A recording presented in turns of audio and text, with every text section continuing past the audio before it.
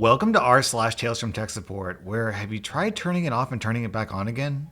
So, among the literally thousands of calls I've had in my 4 years in tech support for an ISP, this guy really took the cake. It was the apotheosis of all those calls. It was the most infuriating yet, in hindsight, hilarious call I've ever had in my life. He came in on a fairly quiet Saturday morning and the conversation started quite normally. Good morning, this is OP from the ISP. How may I help you? Yes, hello, this is blank. I just woke up to my wife and kids complaining there's no internet and the television isn't working either. Oof, that's quite inconvenient. I'm going to have to check where the issue might be and try and fix it.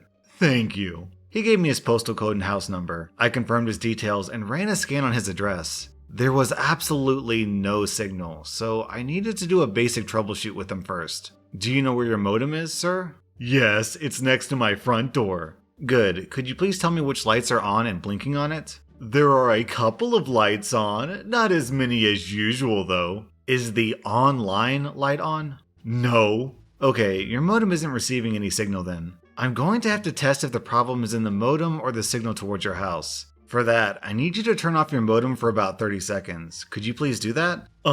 No. I'm sorry? That sort of thing is your job. I'm not touching that modem. You only need to pull out the power cable, wait 30 seconds, and plug it back in. Like I said, that's your job. Send someone over to fix it. I wasn't sure if he was joking or not. I was just baffled at the hard turn this conversation had just taken. Sir, there's a basic troubleshoot we need to run with all our customers that solves like 90% of all. I don't care. I'm not getting paid for this, so I'm not doing your job. Now send someone over. I can't very well send our technicians over just to restart your modem, sir. You can, and you will, and you'll compensate me for the time I haven't received any of your services. I don't care much for your tone, sir. Either you cooperate with our standard troubleshoot, or I can't help you. You've got a pretty big mouth there, missy. What's your name? I'll issue a complaint against you. My name is First Name, sir. First name what? Just first name, sir. Scared to give me your last name? No, just not obligated to give it to you. You've been very rude to me, so I won't give it to you. You think you're so high and mighty because you're on the phone. I know where your HQ is. I'm driving over there right now, and you'd better make sure you have your eyes open when you come out, First Name. I snickered at the thought. He lived about 280 kilometers or 175 miles from our headquarters. Plus, he only had my first name and he had, of course, no idea what I looked like. If you would rather take 3 hours to get here and then another 3 to get back home, rather than taking 30 seconds to restart your modem, you're welcome to do so. I'm now terminating the call and issuing a threat warning. Have a lovely day. I hung up before he could respond and reported a threat of violence to my manager. He made note of it and put it through to our second line to pick this further up.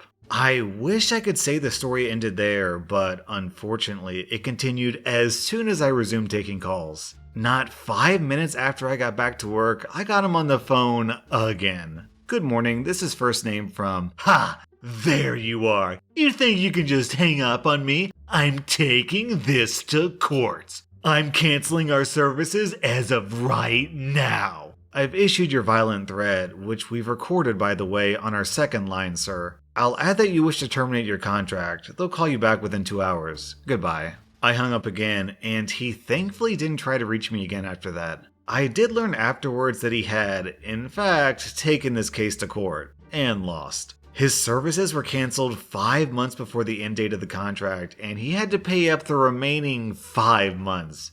I hope it was worth it to him. I didn't press charges for the threat since I never took it seriously. I mean, I literally laughed it off. Thinking back to it still makes me snicker. I'm imagining him driving for 3 hours, arriving at our headquarters, asking all the women who left the building their names in the hope he could do God knows what to one of them. Then driving back home for 3 hours, not to mention having to stop for gas, which costs a lot here. And still have his wife and children complaining they have no internet or television. Idiot.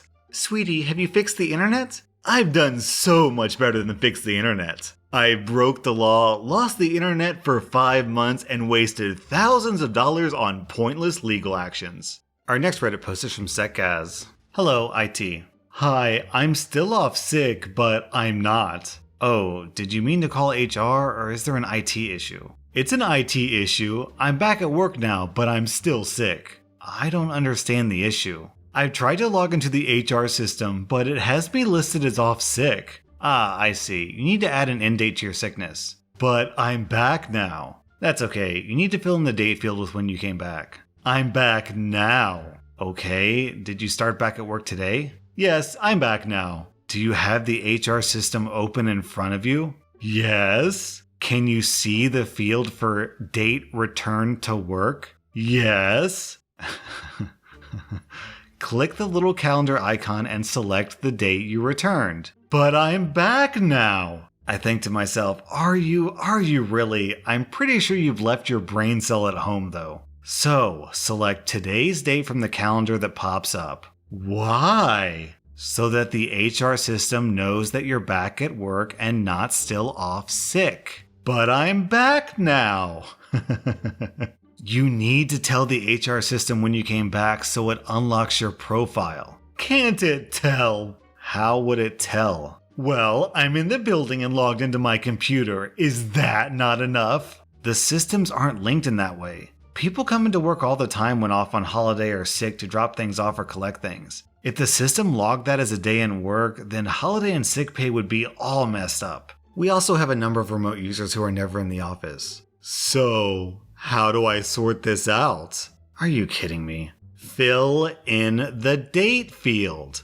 Can I remote onto your system and help you sort it? Would you mind? It might be easier. Too effing right it'll be easier. Okay, I'm on, and I'll just add today's date in here and we're all set. So, I'm back now? Yes, you're no longer being shown as off sick. Can you reset my password while I've got you on? Please, please, please, IT gods, don't do this to me. What's wrong with your password?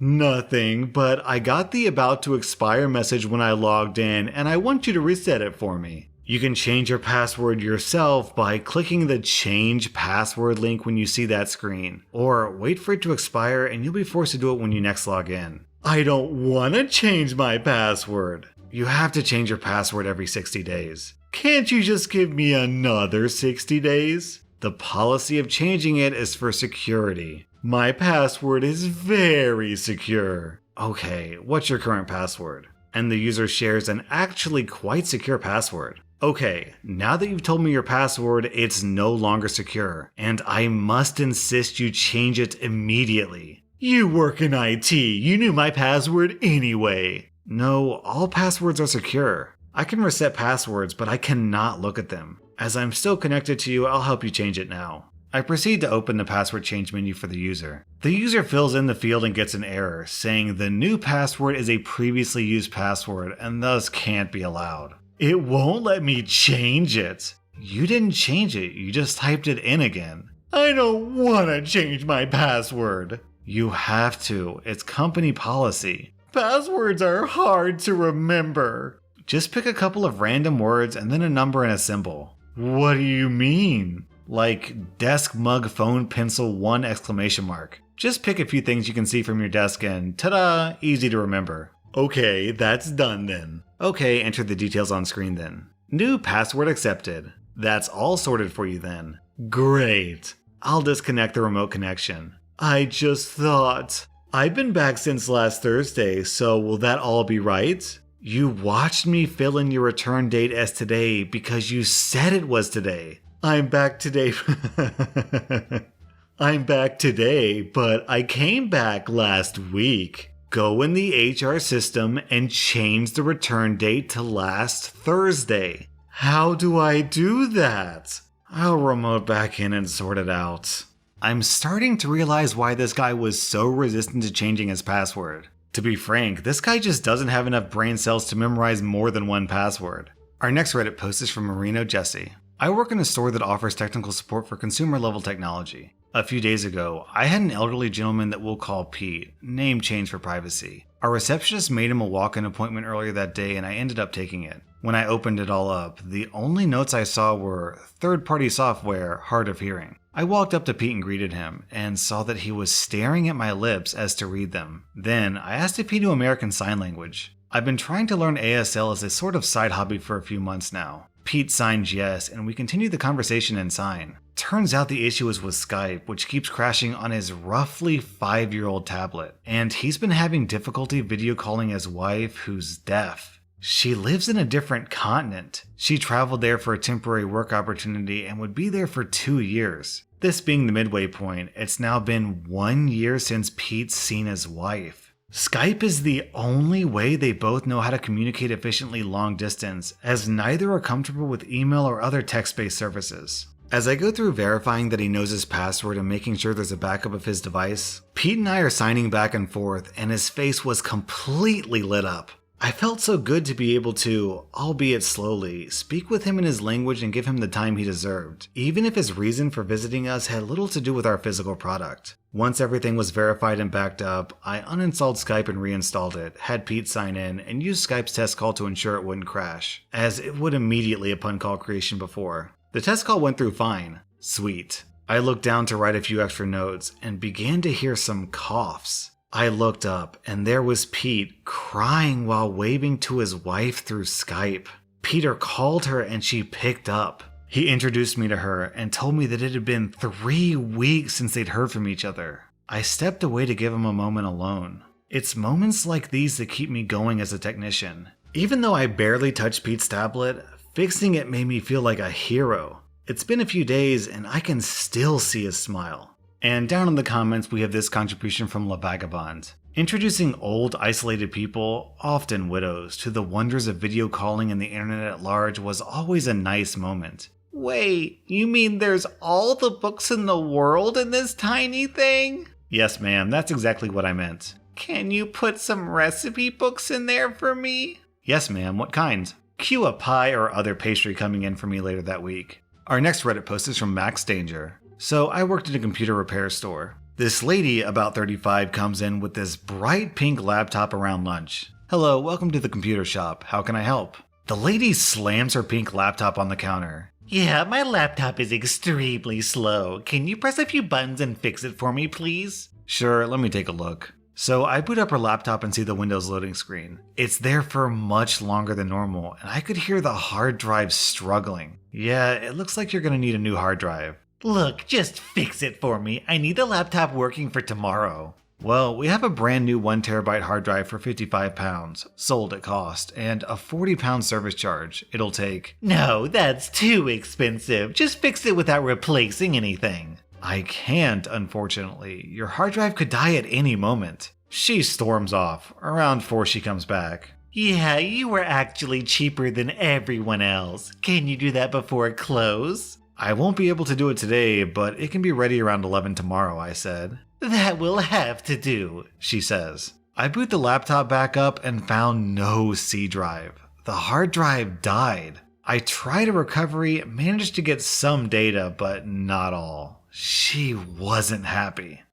Maybe the reason why her hard drive is busted is because she keeps slamming her laptop on counters. Our next Reddit post is from Miss3Weeb. Some context. I work for a small business on an IT team of 3. I handle more of the infrastructure and project work, but since we sit in open cubicles, occasionally a user will approach me directly since they tend to just see all of us equally when it comes to needing help. In this case, a user from our merchandising and marketing group approached me with a request. Hey OP, do you have a sec? I have a disk with some files burnt to it and I'd like to copy them over to a USB drive. Do you have a disk drive I can use? My laptop doesn't have one. Sure thing. I grab a USB CD drive from my drawer. We head over to the marketing guy's office. I walk marketing guy through connecting the disk drive to his laptop and insert the disk. We pull up the drive volume and he points out the files he needs to copy appear to be there. Okay, so let's go ahead and plug the flash drive in so we can copy those files over. The marketing guy plugs in the flash drive, pulls up the volume, and I see there's already some files saved on it. He promptly yanks the flash drive out of the laptop and throws it in the trash.